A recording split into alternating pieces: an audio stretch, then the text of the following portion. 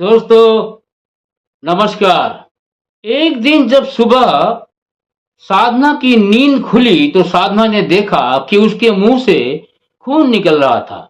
वो और लोगों से बात भी करना चाह रही थी, चिल्ला रही थी, लेकिन उसके गले से आवाज भी नहीं निकल रही थी। उस वक्त साधना की माली हालत बहुत खराब हो चुकी थी और वो जिस मकान में रहती थी, संगीत उस मकान का नाम था, और उस मकान की मालकिन थी आशा भोसले जी। और आशा भोसले ने मकान खाली करवाने के लिए डीलर को साधना के पास भेजा था और डीलर ने साधना को धमकी भी दी थी कि मकान जल्दी से जल्दी खाली कर दो। ऐसा कह सकते हैं कि आशा भोसले ने साधना की जिंदगी को नर्क बना दिया था और जिस कारण साधना अंधी भी हो गई थी। साधना की बहन बबीता ने साधना से ऐसा क्या कह दिया था कि साधना का कोख उजड़ गया। दोस्तों, सारे सवालों का जवाब आपको मिलेंगे इसी वीडियो में। अंत तक देखेंगे तो बात समझ में आएगी। दोस्तों नमस्कार, सत श्री अकाल, आदाब, प्रणाम। मैं कुमार जीवन और आप देख रहे हैं कुमार जीवन चैनल। कुमार जीवन चैनल में आप लोगों का स्वागत है, वेलकम। दोस्तों, आज मैं बॉलीवुड की मिस्ट्री गर्ल कही जाने वाली साधना की जिंदगी के बारे में पूरी कहानी लेके आया हूँ। एक जमींदार की बेटी कैसे बन गई बॉलीवुड की मिस्ट्री गर्ल, ये भी बताऊंगा। और कैसे हुई तड़प तड़प कर साधना की मौत। साधना का जन्म 2 सितंबर 1941 को पाकिस्तान के कराची शहर में एक हिंदू सिंधी परिवार में हुआ था। साधना के पिता का नाम शिवराम शिवदसानी और मां का नाम लाली देवी था। साधना की बहन का नाम सरला शिवदसानी था। साधना के पिता के परिवार वाले पहले से ही कलाकार थे। साधना के बड़े भाई की भी एक बेटी थी जिसका नाम बबीता था। इस तरह साधना और बबीता रिश्ते में दोनों बहनें थी। दोस्तों, शायद आप लोग जानते हो या न जानते हो, साधना का असली नाम अंजलि शिवदसानी था। साधना के पिता एक बंगाली एक्टर साधना बोस को बहुत पसंद करते थे और यही कारण था कि साधना के पिता ने साधना का नाम साधना रखा था।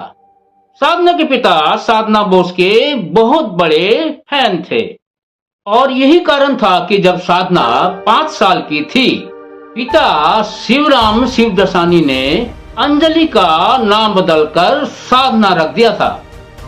साधना का परिवार एक खानदानी अमीर जमींदारी परिवार था। साधना के पिता शिवराम कराची के एक बहुत बड़े जमींदार थे। लेकिन जब 1947 में देश का बंटवारा हुआ, दंगे भड़क उठे थे और कराची भी जलने लगा था।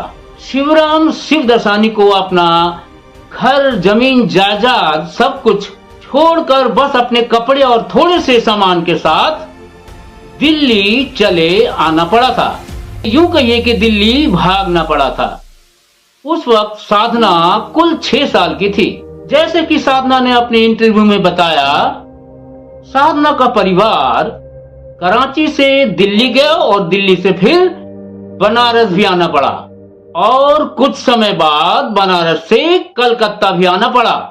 लेकिन कलकत्ता में कोई खास बात नहीं बनी तो शिवराम अपने पूरे परिवार के साथ मुंबई चले आए थे और वो साल था 1950। सरकार ने शरणार्थियों के लिए कुछ मकान बनवाए थे। उन्हीं में से एक मकान शिवराम को मिला था। उसी मकान में शिवराम शिवदसानी अपने परिवार के साथ मुंबई में रहने लगे थे। साधना बताती हैं कि मोहल्ले में साधना का बड़ा नाम था। यूं कहिए कि मोहल्ले की दादा हुआ करती थी। दोस्तों, साधना को पतंगबाजी का बहुत शौक था और यही कारण था कि पतंगबाजी में शर्त भी लगाया करती थी। साधना के मुताबिक साधना मोहल्ले में सबसे अच्छा मांझा बनाया करती थी और यही कारण था कि और पतंगबाजों के पतंग साधना काट दिया करती थी और बाकी पतंगबाजों को साधना को एक एक पैसा देना पड़ता था और साधना वो सारे पैसे इकट्ठा करके सामने बड़ा पाव वाले के यहाँ जाके बड़ा पाव खाया करती थी। बड़ा पाव वाला बड़ा पाव में आलू और मसाला डाल के साधना को दिया करता था। साधना कहती हैं कि पहले कराची, कराची से दिल्ली, दिल्ली से बनारस, बनारस से कलकत्ता, कलकत्ता से मुंबई और यही कारण था कि साधना की पढ़ाई ठीक से नहीं हो पाई थी और जिस कारण साधना 10 साल तक स्कूल नहीं जा पाई। लेकिन दोस्तों साधना की मां लाली देवी काफी पढ़ी लिखी थी। उन्होंने साधना को घर पर ही शिक्षा दी थी और खूब अच्छी तरह पढ़ाया था। साधना की मां लाली देवी ने साधना को घर पर सारी पढ़ाई पूरी करवाई थी और फिर जब मुंबई आई तो वडाला के एक कॉन्वेंट स्कूल में साधना का एडमिशन करवाया और वो भी सीधे 5वीं क्लास में। लेकिन स्कूल में साधना को हिंदी में बच्चों के साथ बात करने में मुश्किल हुआ करती थी, लेकिन धीरे धीरे साधना ने हिंदी भी अच्छी तरह सीख लिया था। साधना को शुरू से ही फिल्में देखने का बहुत शौक था और यही कारण था कि नूतन साधना की पसंदीदा हीरोइन थी और नूतन को देख देख के साधना को फिल्मों में एक्टिंग करने का शौक पैदा ले लिया था। साधना की इतनी दिली शौक को देख के साधना के पिता शिवराम अपने भाई हरी शिव दसानी से बात करके राज कपूर की एक बनने वाली फिल्म 420 में मुड़ मुड़ के न देख मुड़ मुड़ के, इस गीत में साधना को एक बैकग्राउंड एक्टर के तौर पे काम दिलवा दिया था। रोल तो बहुत छोटा था लेकिन साधना कोई भी कमी छोड़ना नहीं चाह रही थी। साधना बिल्कुल परफेक्ट रहना चाहती थी, यहाँ तक कि गाने के बीच बीच में साधना अपने बालों को संवारती। राज कपूर ये सोचते थे ये एक कोरस एक्ट्रेस है, इसी कौन देखेगा, और बाल संवारने के चक्कर में कई बार सीन कट हो जाया करता था। राज कपूर बहुत समझाते थे लेकिन साधना मानती नहीं थी। बार बार बात समझाने पर जब बात नहीं समझी तो राज कपूर साहब बहुत बिगड़ गए थे, लेकिन साधना बिल्कुल डरी नहीं और राज कपूर के साथ बहस करने लग गई। लेकिन दोस्तों बाद में धीरे धीरे सब कुछ ठीक हो गया। स्कूल की पढ़ाई पूरी करने के बाद साधना ने मुंबई के जय हिंद कॉलेज में अपना एडमिशन लिया था, लेकिन परिवार में कमाई का जरिया बहुत ही कमजोर था और यही कारण था कि साधना कॉलेज के बाद एक ऑफिस में टाइपिस्ट का काम करने लगी थी। साधना रोज सुबह कॉलेज जाती और कॉलेज से जब वो छुट्टी होती तो वो टाइपिस्ट के काम में चली जाया करती थी।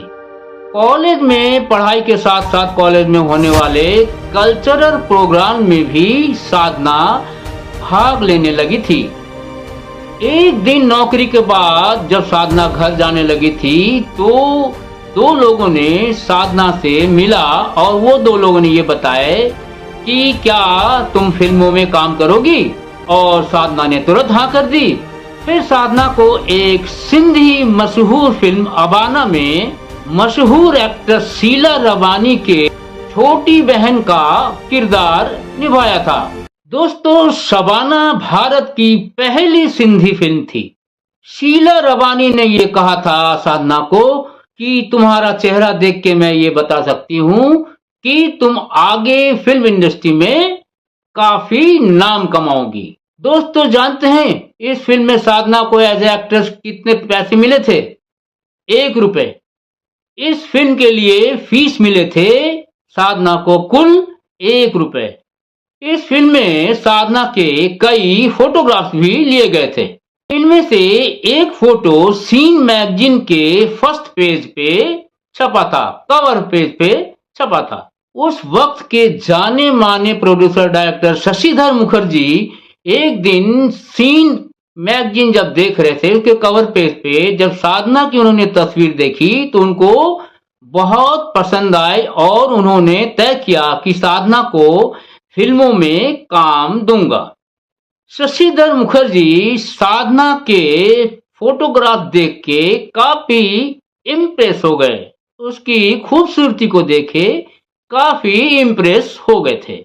शशिधर मुखर्जी ने साधना से कांटेक्ट करके अपने फिल्मालय के स्टूडियो में साधना का एडमिशन भी करा दिया था, क्योंकि शशिधर मुखर्जी को ऐसा लगा कि साधना को एक्टिंग में काफी रुचि है। फिर लगभग 1 साल तक साधना एक्टिंग स्कूल में शिक्षा लेती रही और इसी फिल्मालय स्टूडियो से साधना के एक्टिंग का दरवाजा खुल गया था।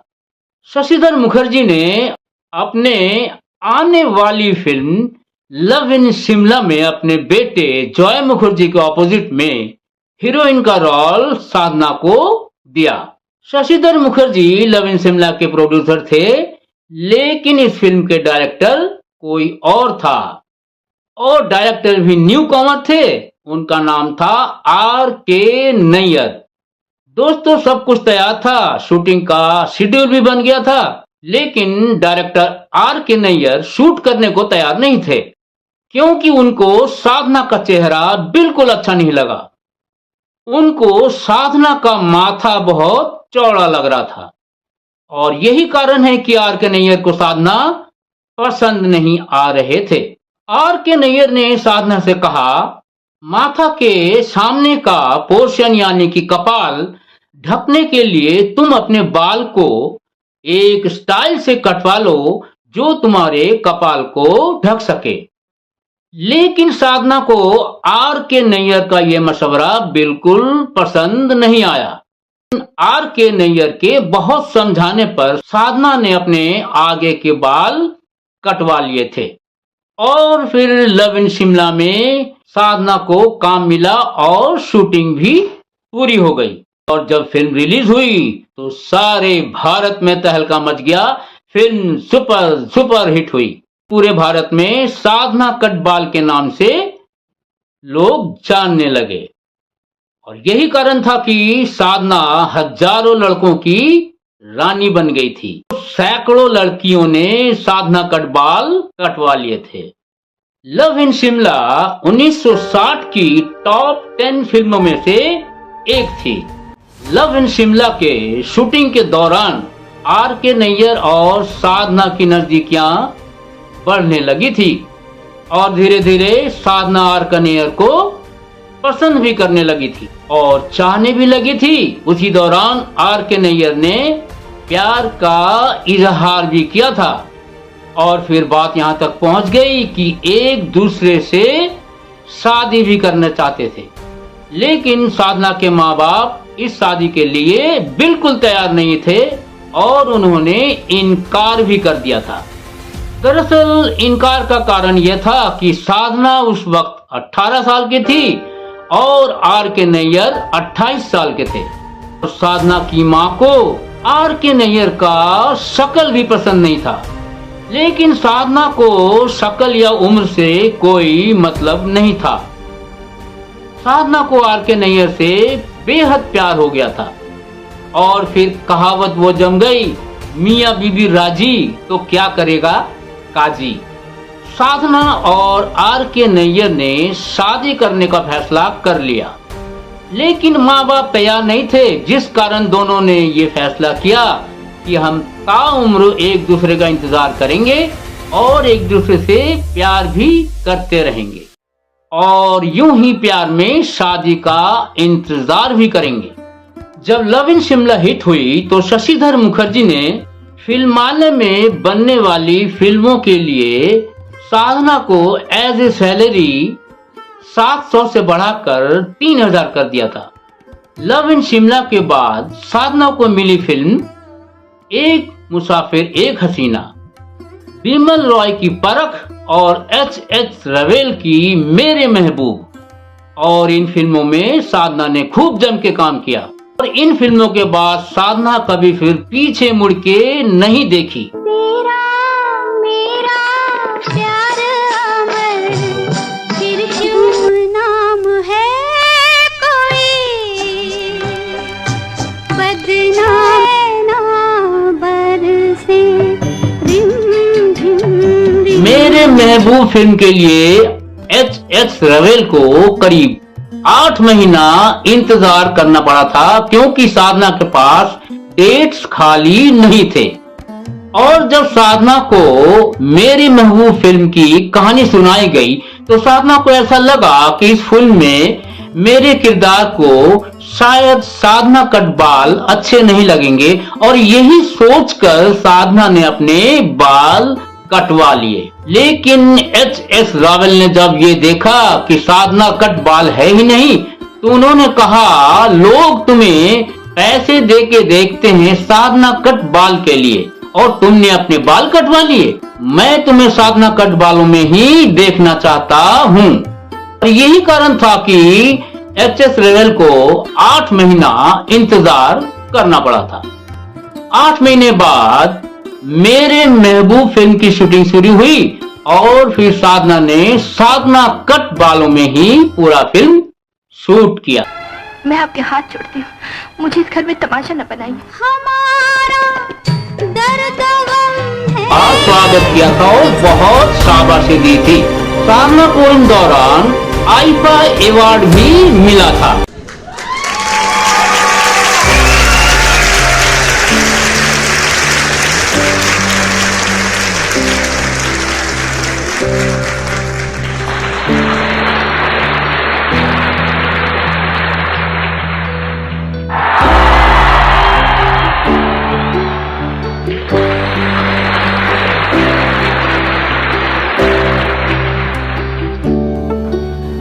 I retired about 25 years ago, and I never made any public appearances after that. You can say maybe I wanted my fans to remember me the day I was, the way I was. But as one knows, life goes on, things change, people grow older, wiser. That's why I'm here today, because this is a very special award for me. Thank you all very much. 1965 युद्ध के बाद साधना श्रीनगर से 134 kilometre दूर तेंगबार में जाकर सैनिकों से मिली थी। वैसे मेरे महबूब फिल्म कश्मीर में बहुत लोकप्रिय हुई थी, तो साधना को सभी जानते थे। साधना को एक नजर देखने के लिए लोग तरसते थे। साधना और आर के नैयर करीब 4-5 सालों से प्यार के बंधन में बंधे हुए थे। बाद में साधना के माँ बाप ने बात मान ली थी और साधना ने आर के नैयर से अपनी शादी कर ली, और वो दिन था 7 मार्च 1966। इस शादी के बाद न जाने क्यों साधना को अपनी छोटी बहन बबीता से झगड़ा शुरू हो गया था। बात ये थी कि साधना बबीता से करीब 6 साल बड़ी थी और बबीता भी उन दिनों फिल्मों में काम करने के लिए ट्राई कर रही थी, कोशिश कर रही थी।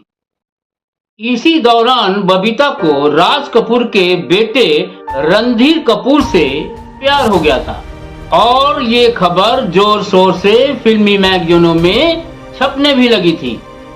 राज कपूर रणधीर कपूर के पिता थे और वो साधना के साथ एक फिल्म में काम भी कर रहे थे और फिल्म का नाम था दुल्हा दुल्हन। एक दिन राज कपूर ने साधना से कहा, देखो साधना, तुम अपनी छोटी बहन को समझा लो, एक साथ 2 सपने देखने की कोशिश मत करो। एक सपना फिल्म एक्ट्रेस बनने का, दूसरा सपना कपूर खानदान के बहू बनने का। राज कपूर ने कहा था कोई भी फिल्मी एक्ट्रेस कपूर खानदान की बहू नहीं बन सकती। यूं समझ लो कि कपूर खानदान कभी अपने घर के लड़कियों या बहू को फिल्मों में काम करने नहीं देगी। ये कहना था राज कपूर जी का। राज कपूर ने जब साधना से ये बात कहा तो साधना को ये बात बहुत चुभ गई। साधना ने तपाक से कहा, क्यों, फिल्मों में काम करने वाली लड़कियां बदचलन होती हैं, आवारा होती है क्या? राज कपूर का इस तरह साधना का बात करना अच्छा नहीं लगा। राज कपूर ने कहा, अब तुम ही नहीं समझ रही हो तो मैं उससे क्या कहूँ। राज कपूर का मतलब बबीता से था। गई आप ही देख लीजिए कैसा है ये कमरा। पूरे फिल्म इंडस्ट्री में ये बात हवा की तरफ फैल गई कि राज कपूर और साधना में बाताबाती हुई है, नोकझोंक हुई है।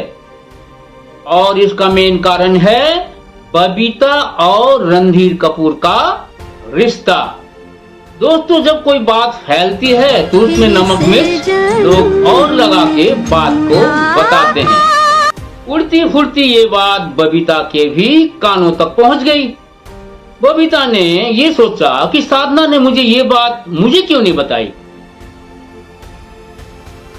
ये पर्दा हटा दो, जरा मुखड़ा दिखा दो, हम प्यार करने वाले। साधना चाहती तो बबीता और रणधीर कपूर की शादी की बात डायरेक्ट राज कपूर से कर सकती थी, लेकिन साधना ने ऐसा नहीं किया। ये सोच के बबीता साधना से बहुत कुढ़ने लगी। एक दिन एक फिल्मी पार्टी में साधना की मुलाकात बबीता से हुई। साधना अकेले छत पे थी और छत पे वहीं बबीता भी आ गई। साधना बबीता को समझाने लगी। साधना ये कहने लगी कि राज कपूर कभी भी तुम दोनों के इस रिश्ते को एक नहीं होने देंगे। साधना ने कहा, मैं तुम्हारी बड़ी बहन होने के नाते तुम्हारा भला बुरा सोच सकती हूँ। तो बबीता ने कहा कि हाँ, वाकई तुम हमारी बड़ी बहन हो, तुम तो अभी लाखों में खेल रही हो। तो साधना ने कहा, इसमें लाखों की बात कहां से आ गई? तो बबीता ने कहा, आज तुम उस मुकाम पे पहुंच गई हो कि सभी तुम्हारे ही बातों को मानेंगे। झुमका गिरा रे बरेली के बाजार में, झुमका गिरा। तुम नहीं समझती, छोटे भाई बहन तो औलाद की तरह होते हैं। तो बबीता ने हंसते हुए कहा, औलाद के लिए कभी ऐसा भला मत सोचना कि जिंदगी भर औलाद के लिए तरसती रहो। आगे भी जाने न तू। और फिर बबीता रोते हुए वहां से नीचे चली गई। इतनी बड़ी बद्दुआ सुन के साधना बिल्कुल सहम सी गई। दोस्तों, इस तरह काफी दिन बीत चुके थे और फिर एक दिन आर के नैयर को ये खबर मिली कि साधना बच्चे की मां बनने वाली है। ये खुशखबरी साधना ने ही आर के नैयर को दी थी। साधना उस वक्त प्रेग्नेंट थी और ये खबर बहुत जल्दी ही मातम में तब्दील हो गई।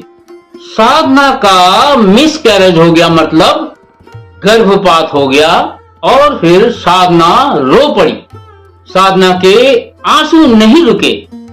साधना अपने बच्चे को खोने के बाद बिल्कुल टूट सी गई थी। यहाँ तक कि एक सप्ताह तक साधना अपने घर से बाहर भी नहीं निकली। कुछ मीडिया रिपोर्ट यूं बताते हैं कि साधना अपने बच्चे को खोने की वजह मानते हैं बबीता का श्राप, जो बबीता ने साधना को श्राप दिया था।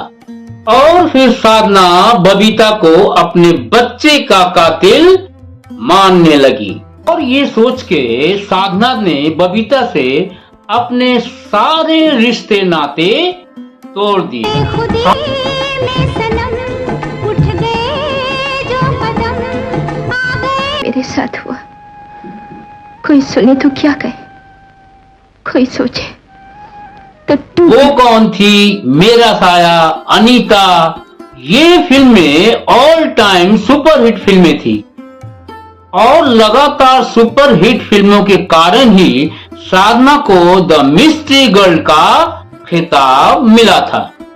साधना ने फिर वक्त, आरजू, बदतमीज, राजकुमार जैसी कई फिल्मों में काम किया।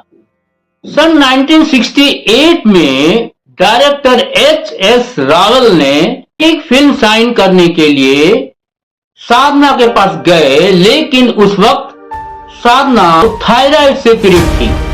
साधना को थायराइड हो गया था। साधना ने एच.एस. रावल से कहा कि मुझे तो थायराइड हो गया है, मैं इलाज करवाने विदेश जा रही हूं, आप प्लीज किसी और हीरोइन को साइन कर लीजिए। साधना ने यह भी कहा कि मुझे ठीक होने में अभी बहुत समय लगेगा। Director HS. रावल ने कहा कि मेरे महबूब फिल्म के लिए मैंने आपका 8 महीना इंतजार किया था, तो इसके लिए मैं आपका 1 साल भी इंतजार कर सकता हूं। और एच.एस. रावल की ये फिल्म थी संघर्ष। एच.एस. रावल की ये बात साधना को बहुत अच्छी लगी। मुड़ मुड़ के न देख, मुड़ मुड़ के न देख, मुड़ मुड़ के। लेकिन एक सप्ताह बाद साधना ने एक मैगजीन में देखा कि फिल्म संघर्ष के लिए एच.एस. रावल ने वैजंतीमाला को साइन कर लिया था। डायरेक्टर पच्छी ने भी राज कपूर के अराउंड द वर्ल्ड फिल्म से साधना को निकाल दिया था। इस बीच साधना अपने इलाज कराने बॉस्टन गई और फिर बॉस्टन से इलाज करा के वापिस आई और वापस आते ही साधना ने एक फूल दो माली और इंतकाम जैसे 2 सुपरहिट फिल्मों में काम भी किया और इन फिल्मों के लिए साधना को आईफा अवार्ड भी मिला था। इसके बाद साधना ने और कई फिल्मों में काम किया। वो फिल्में थी सच्चाई, दिल दौलत दुनिया, इश्क पर जोर नहीं। ये सारी फिल्में साधना की बुरी तरह फ्लॉप हो गई। दोस्तों, इस बीच साधना के जीवन में साधना के भाग्य ने एक ऐसा खेल खेला जिसकी साधना को उम्मीद भी नहीं थी। एकाएक साधना की आंखों के सामने अंधेरा छा गया। एक आंख की पूरी रोशनी चली गई और दूसरी आंख से थोड़ी थोड़ी दिखाई देने लगी थी। वो भी काफी इलाज के बाद एक आंख की थोड़ी रोशनी वापस आई थी। थायराइड के वजह से साधना को गले में बहुत नुकसान हुआ था। कुछ दिनों बाद ऐसा हुआ कि साधना की आंखें बड़ी बड़ी बाहर की तरफ निकली सी दिखाई देने लगी थी और यही कारण था इनका खूबसूरत चेहरा बदसूरत देखने लगा था। और अब साधना को फिल्में मिलने भी बंद हो गए थे। और दोस्तों, इस तरह साधना का फिल्मी कैरियर पूरी तरह तबाह हो गया और साधना के पति आर.के. नैयर का भी फिल्मी कैरियर समाप्त हो रहा था, क्योंकि इंतकाम के बाद आर.के. नैयर की सारी फिल्में फ्लॉप रही थी और यही कारण था कि आर.के. नैयर को लोग एज ए डायरेक्टर लेना बंद कर दिया था। फिर साधना क्या करती? साधना फिल्म के चमक धमक से अपने आप को दूर कर दी और दूर गुमशुदा की जिंदगी बिताने लगी थी। साधना फिल्मी के चमक धमक से बिल्कुल दूर गुमनामी के अंधेरों में खो गई। और दोस्तों, साल 1996 में साधना के पति आर.के. नैयर की अचानक मौत हो गई। पति की मौत के बाद साधना पूरी तरह टूट चुकी थी। साधना को उसका अकेलापन बिल्कुल काट रहा था और अकेलापन के कारण साधना को दिल की बीमारी हो गई। जिंदगी का अकेलापन साधना को खाया जा रहा था। साधना को सांस लेने में भी तकलीफ होने लगी थी। बीमारियों के साथ साथ 2010 में साधना को एक और परेशानी ने घेर लिया था। साधना जिस बिल्डिंग में रह रही थी, इस बिल्डिंग का नाम था संगीत, और साधना इस बिल्डिंग में पिछले 50 सालों से रह रही थी। एक दिन साधना के पास एक बड़ा प्रॉपर्टी डीलर आया और वो घर छोड़ने के लिए साधना को धमकाया। साधना को ये भी कहा कि अगर ये घर खाली नहीं करोगी तो हम तुम्हारे साथ कुछ भी कर सकते हैं। तो साधना जाती तो कहां जाती, साधना ने घर छोड़ने से इनकार कर दिया था। साधना ने बिल्डर यूसुफ लकड़वाला के खिलाफ पुलिस में एफआईआर भी दर्ज करा दी थी।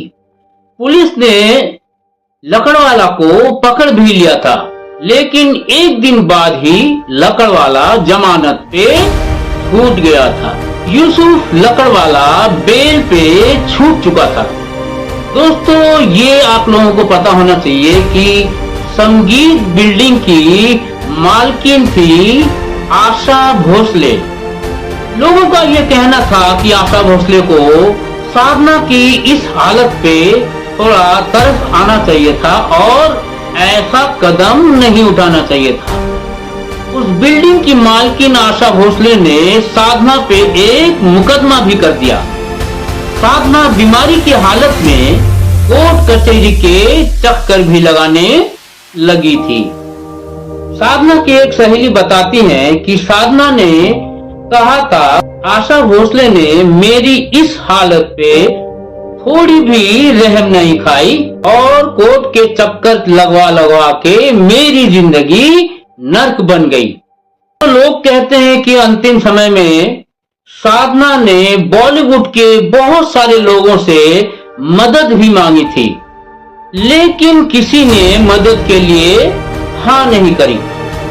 दिसंबर 2014 को साधना एक दिन सो के उठी तो उसने देखा उसके मुंह से खून निकल रहा है। वो बाहर निकली और बात करना चाह रही थी, चिल्लाना चाह रही थी, लेकिन वो बात नहीं कर पा रही थी, चिल्ला नहीं पा रही थी। उसने अपने अगल बगल के लोगों से मदद मांगी। लोग साधना को लेके हॉस्पिटल गए और हॉस्पिटल में साधना को एडमिट कराया गया। साधना को जब हॉस्पिटल में एडमिट कराया गया तो डॉक्टरों ने देखा और ये बताया कि साधना के गले में एक ट्यूमर है और साधना की अर्जेंट सर्जरी करनी पड़ेगी। लेकिन साधना के पास इतने पैसे नहीं थे कि वो सर्जरी करा सके। साधना वापस घर चली गई और ऐसे ही बहुत दिन बीत गया और साधना बिल्कुल अकेलेपन में बीमार रहने लगी। और फिर वो दिन आया 25 दिसंबर 2015 को साधना ने दम तोड़ दिया। साधना दुनिया से रुखसत ले ली। नमस्कार।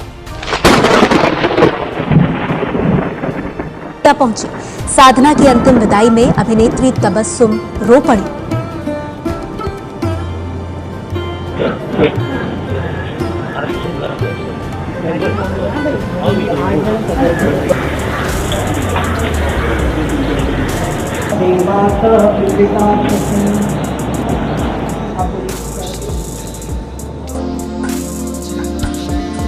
गुजरे जमाने की मशहूर साधना कटवाली अभिनेत्री साधना को अंतिम विदाई देने वालों की आंखें नम थीं। अभिनेत्री तबस्सुम की आंखें साधना के जाने का दर्द संभाल नहीं पाई। दर्द तबस्सुम का छलक आया और उनकी आंखों और जुबान ने साधना का भी दर्द बयां कर दिया। तबस्सुम ने कहा, साधना कहती थी कि उन्हें शोहरत दौलत मिली लेकिन वो अकेली रह गई। ए दुनिया वालों, थोड़ा होश में आओ। उन लोगों को जो जिंदगी भर तुम्हें एंटरटेन करते रहे, ये मैं नहीं बोल रही हूँ, खुद साधना जी ने कहा था कि मैं जिंदगी भर एंटरटेन करती रही। फिल्म लाइन वाले मेरे लिए नहीं आए, रिश्तेदार मेरे थे नहीं। मैं अपने फैन से हाथ जोड़ के मदद मांगती हूँ कि आओ मेरी मदद करो। मैं बहुत दुखी हूँ, मैं बहुत बीमार हूँ, मुकदमे चल रहे हैं, किसी ने मदद नहीं की बेटा। यहाँ पे फिर एक शेर मुझे सुनाना है कि आदमी के साथ उसका खत्म किस्सा हो गया। आदमी के साथ उसका खत्म किस्सा हो गया। आग ठंडी हो गई, चर्चा भी ठंडा हो गया। लेकिन अफसोस इस बात का है कि ये जिंदा थी, कि अब तक नहीं आई थी, फिर भी इनका चर्चा ठंडा हो गया था, जो उनके लिए सबसे बड़ी तकलीफ की बात थी। उनकी अंतिम यात्रा में आज का जमाना कम ही दिखा। बीमारी के दिनों के दौरान उनके वक्त की अभिनेत्री आशा पारेख, वहीदा रहमान, सलमान खान का परिवार साधना के करीब था। इन्होंने साधना का साथ आखिरी वक्त तक नहीं छोड़ा। फिरोज खान, दीप्ति नवल, शत्रुघ्न सिन्हा की पत्नी पूनम सिन्हा, अनु कपूर, दीप्ति नवल भी साधना को अंतिम विदाई देने पहुंचे। मन तो उनका आर.के. नैयर साहब के जाने के बाद ही उछट गया था। वो एक दूसरे अपने हस्बैंड को इतना प्यार करती थी, इस कपल के अंदर बेइंतहा मोहब्बत थी। दुनिया का चलन है कि जब तक आप हैं लाइमलाइट में, चढ़ते सूरज को सब सलाम करते हैं, और जब सूरज ढलने लगता है तो कोई उसको प्रणाम करने भी नहीं आता। यही दुनिया का नियम है। आपको क्या दोष दें, हम अपने आप को क्या दोष दें, यही है। इसी दुनिया में हमको रहना है, इसी दुनिया से हमें फाइट करनी है। कि बहुत ही करीबी थी वो, और बहुत ही अच्छी दोस्त थी हमारी, बहुत अच्छी सहेली थी, और हम लोग बहुत उनको मिस करेंगे, बहुत मिस करेंगे। उनकी जैसी कोई और दूसरी नहीं।